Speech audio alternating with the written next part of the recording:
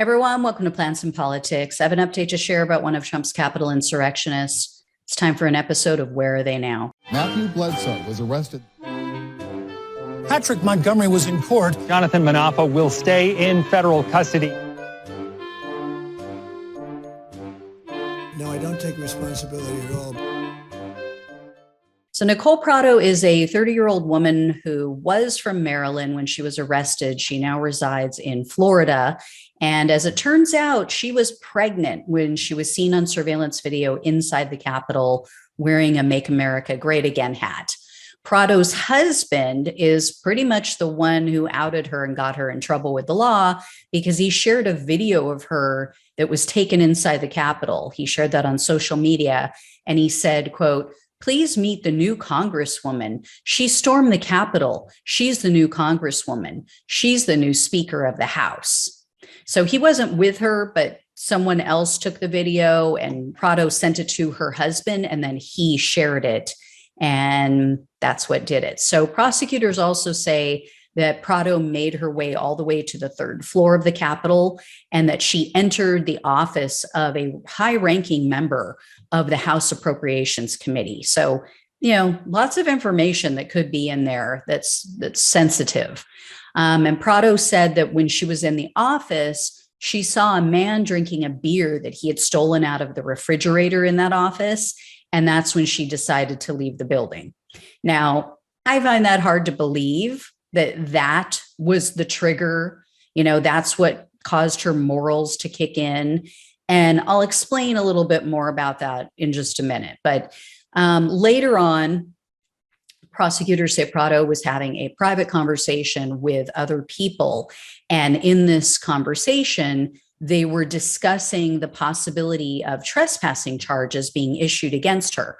Well, one of the people involved in this conversation said that the FBI, quote, "ain't gonna go after Nicole." And then they said, quote, "they would have to cross-reference too much." I mean, yeah, that's kind of their job, right? It's kind of what they have all day to do. So on June 11th, the FBI arrested Prado because apparently they is going to go for her. And she was 5 months pregnant at the time she was arrested. Am I pregnant? Anyway, so Prado was charged with 4 common misdemeanors that you guys have heard me say over and over again. It's so repetitive. Entering a restricted building or grounds, 2 counts of disorderly conduct, and then 1 count of parading or demonstrating in a Capitol. And toward the end of November of last year, she accepted a plea deal. So Prado was looking at up to 6 months in prison, up to 5 years of probation, and up to $5,000 in fines because she pleaded guilty to that parading charge. So very common. That's what we're seeing in most of these cases. But prosecutors were only requesting 14 days in prison for her. Then they wanted 3 years of probation and 60 hours of community service. And they were requesting the typical $500 restitution fee. A pretty weak sentence considering that prosecutors allege that Prado destroyed evidence. So they didn't charge her with that, but they told the judge that Prado didn't tell them that she had videos from January 6th that she saved. And one of the videos showed someone spraying officers with a fire extinguisher. So she essentially withheld this information. She apparently downloaded it off of her phone, put it on a flash drive, and gave it to her attorney. So it wasn't until the prosecutors were interviewing her in relation to the plea agreement that they had already struck. And then she fessed up and she said, "Oh, okay. And here, by the way, there's a video." So Prado's attorney argued about this in court and said, you can't consider this to be destroying evidence because Prado removed those photos and videos and put them on a flash drive and gave them to me. She gave it to her attorney for safekeeping. But the defense and the prosecutor in court had a little back and forth about this.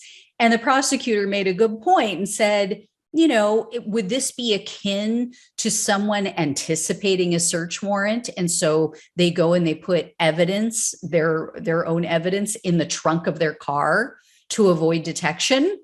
And Prado's attorney didn't really have an answer for that. She just maintained her position. And, she said, oh, well, she didn't destroy anything. The evidence was handed over as soon as you guys asked for it.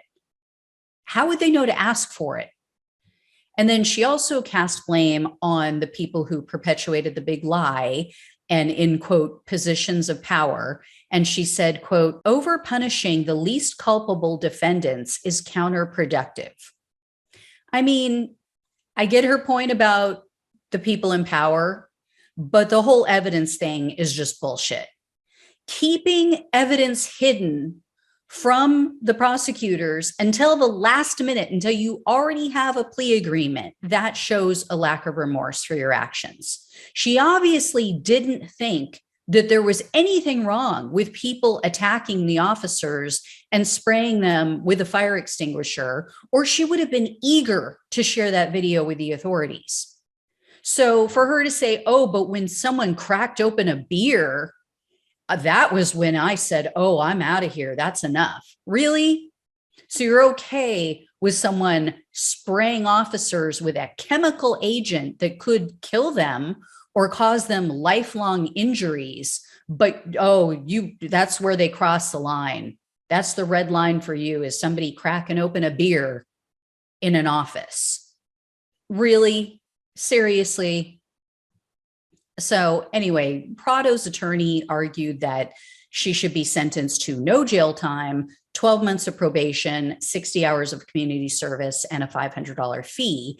And she claimed that her client only went to the Capitol to take photos for a college project that she was working on. And she said, Prado had a difficult upbringing. You guys know from previous videos how I feel about that. I'm sorry, I've said it before. We've all got our shit. Most of us don't go out and break the law because we had shitty upbringings, because we had difficult situations that we dealt with. So U.S. District Judge Rudolph Contreras presided over this case, and he's obviously going to be one of these ones who just doesn't understand the seriousness of this. So he said that between COVID, Prado's responsibilities in caring for her children, and her reported postpartum depression, he didn't believe that prison was appropriate. I mean, maybe she should have thought about her children before she went and broke the law. I don't know. That's a thought. Isn't that what they say about immigrants who come over the border, who travel for thousands of miles to protect their children, to give them a better life? Isn't that what the right says about them? And so, unfortunately, this judge sentenced her basically to what her attorneys asked for: 1 year of probation, which includes a 2-month period where she has to abide by a curfew. So she has to be home by 7 p.m. and she can't leave until 7 a.m. I mean, ooh, how terrible. Don't threaten me with a good time. And then Judge Contreras also ordered her to pay a $742 fine and a $500 restitution fee. I mean, come on. This is wholly inadequate. I just think it's ridiculous. I think it's a complete and utter joke.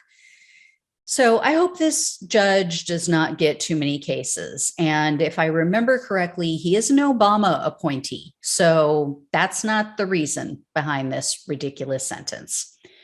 If I hear any more, I will let you guys know. Thanks so much for watching and listening. Take care, and I'll talk with you soon.